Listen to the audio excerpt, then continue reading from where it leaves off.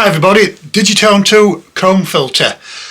I absolutely love the comb filter from the fact you can just sort of like make any sounds with it. It's just great. It's either a bass or it can be a drum. I read that a little bit about the comb filter where a delay causes highs and lows, and I think you can see that in the actual frequency when you actually go into the comb filter.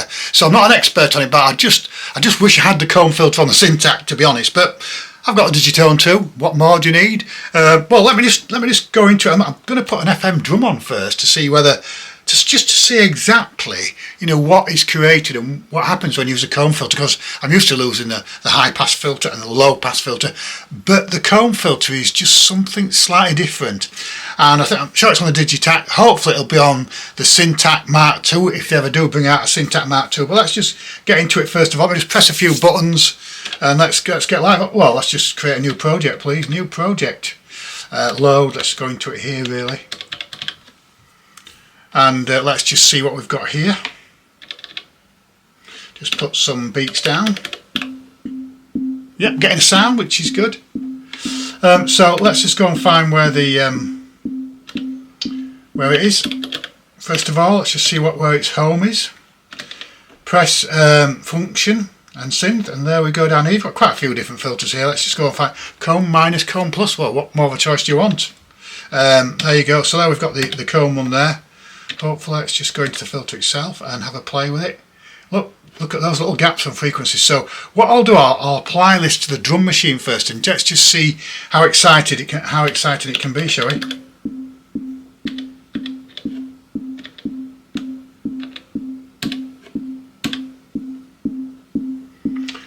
Let's just see what we've got here. So let's just make sure we're on the drum. Yep. Oh no, let's go on the drum.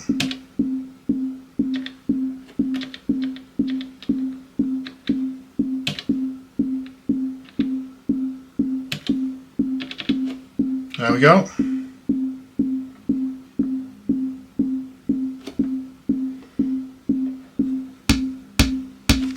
That's strange, isn't it? I've just turned up the transient value and I've got a drum. Almost a drum. Bit of a snarish. I haven't even touched the hi-hat. I'm getting excited already, so let's get started. I haven't even touched the comb filter. Let's just have a play. So I've gone straight back into comb filter.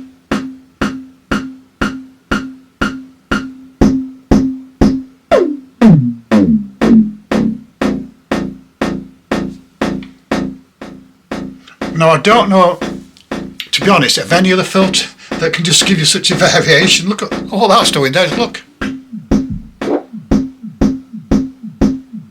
It's creating some very, very unusual sounds, which are fantastic. I just love it.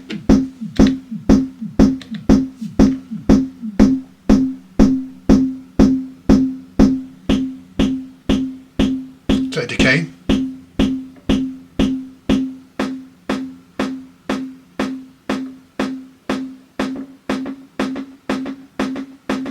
The low pass is giving it a bit of a delay there, do you hear that then? Bit interesting there.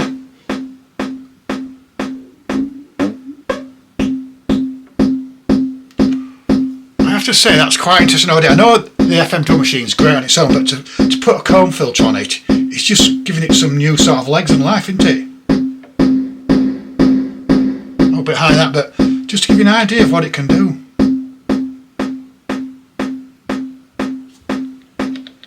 Let's just go into the filter and then just drop it down, maybe to an octave. So what I want to do is just show you how much the comb filter can change just very, very simply the sounds you're creating.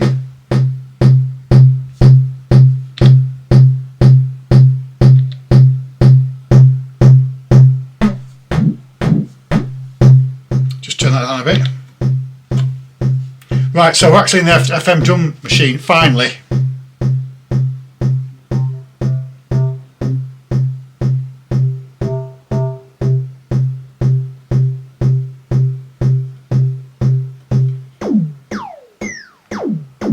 That's a typical drum that I don't like. Let's lower the tune.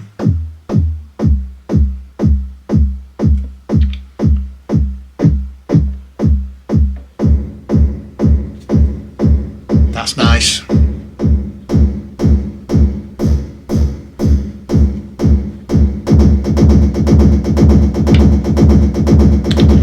filter.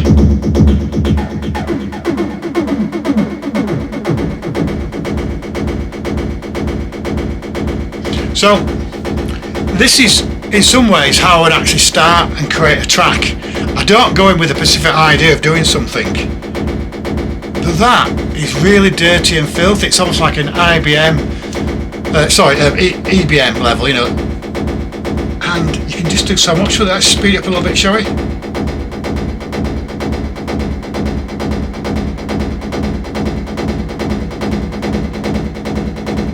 So, if you look here at the comb filter,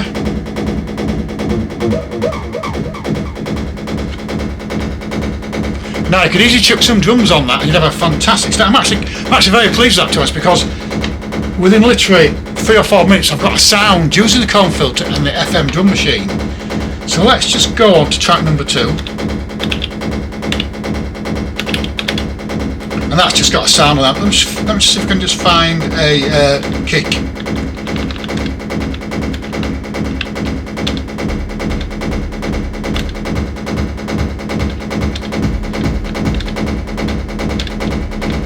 So we've got here kick wise. Maybe turn the track down.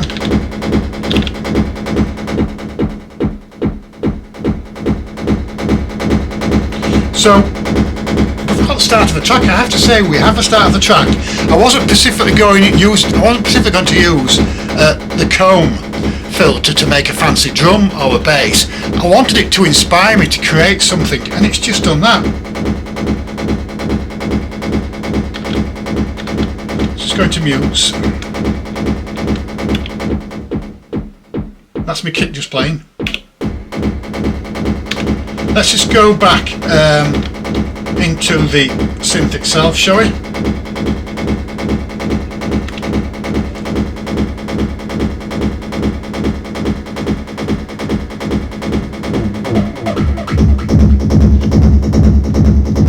Let's just take the delay off a bit. You got a kick? So that gives you a little bit of an insight into how I actually use a comb filter, but one thing I don't very rarely use, to be honest, is the comb minus. So why don't we just do that now and have a look?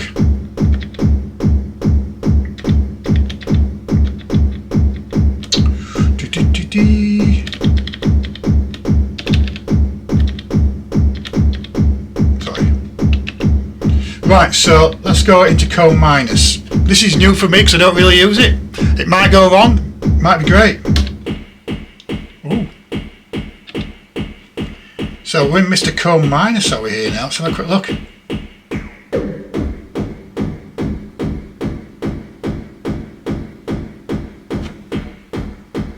What have we got here?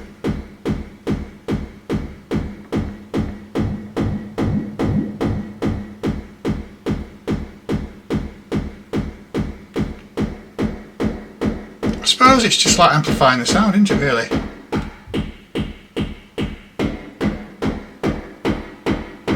Interesting.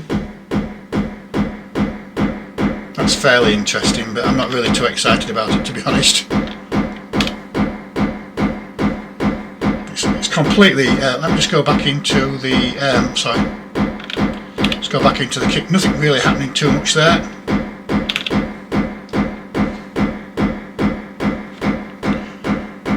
So the comb negative isn't really for me, to be honest, is it, when you think about it? Let me just go back into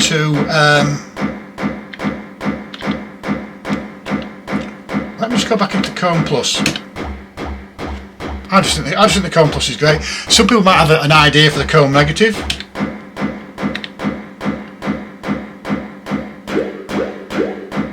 I'm just going to play about with the FM drum.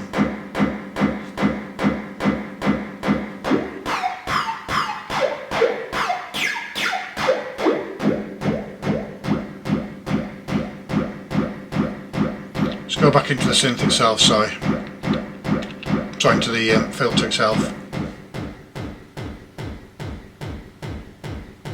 Reasonably, yeah. You haven't really got any comb filter there.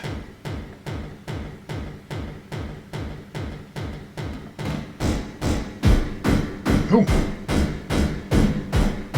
interesting from that you are actually touching on some drum sounds there. So I've criticised the comb negative and it does actually sound okay. Oh, I'm a comb negative.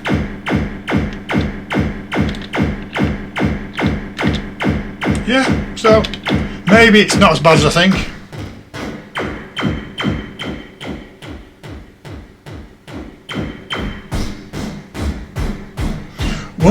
One tip or trick I'd like to say to you is that when I'm actually experimenting with sounds and sound creation, is that I'll actually move the envelope very slowly because the sound changes so much in such a short period. If I just do it now, so there's nothing there.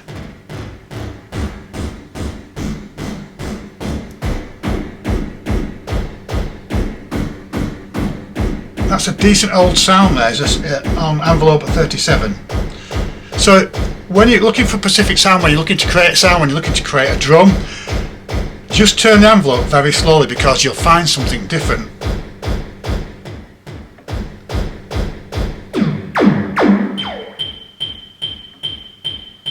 A rim?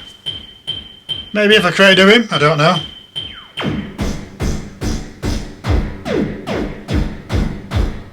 So that's just my take on the comb minus and the comb plus. I wasn't going to do the comb minus, but it's just such a powerful filter. I wonder if I ought to put it on a bass, or should I say put it on another synth. Let's just have a quick look for a minute or so while I'm just in here.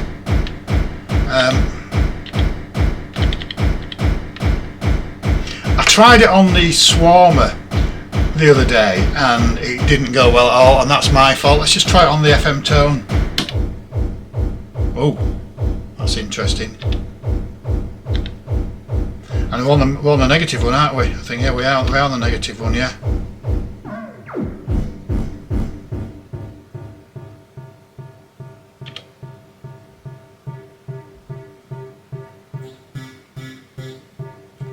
So,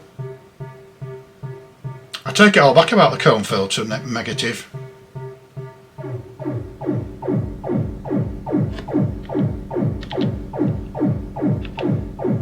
Positive.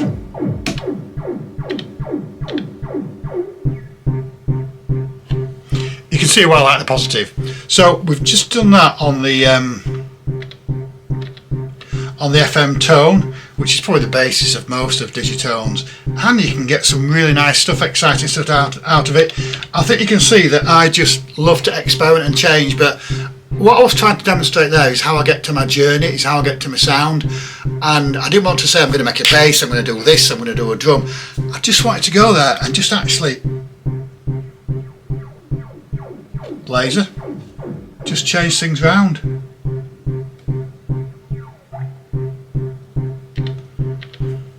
Let's just see what it's like in the synth itself.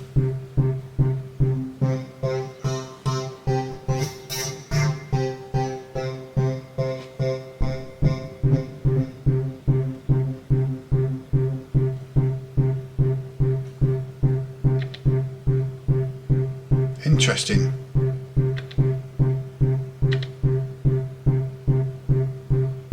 That's not, the algorithm's not changing it much.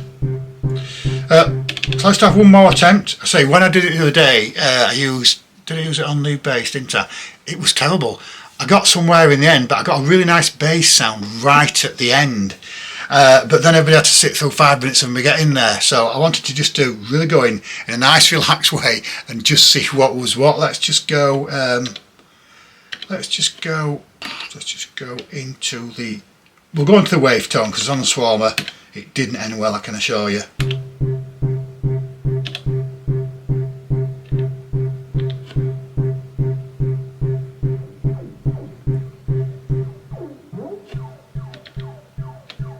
Oh, back on the positive, that's fine.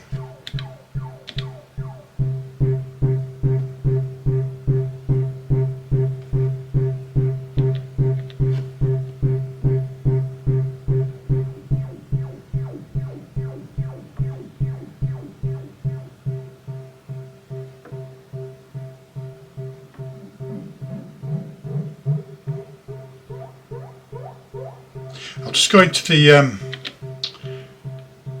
negative.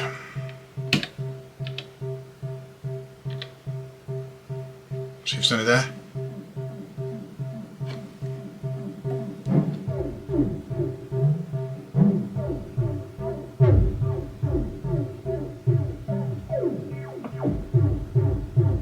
That's not such a bad sound, and I think I would probably use that sound. Either side of the envelope there's not really too much happening, I should say.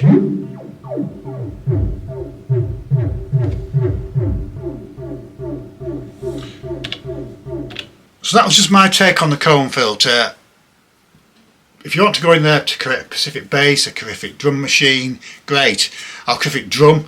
But what I would do is I would use it to experiment, go around and try and find a sound, and hopefully you'll enjoy the drum machine. And I'll see you all at the next Digitone 2 or a Syntax video. See you later.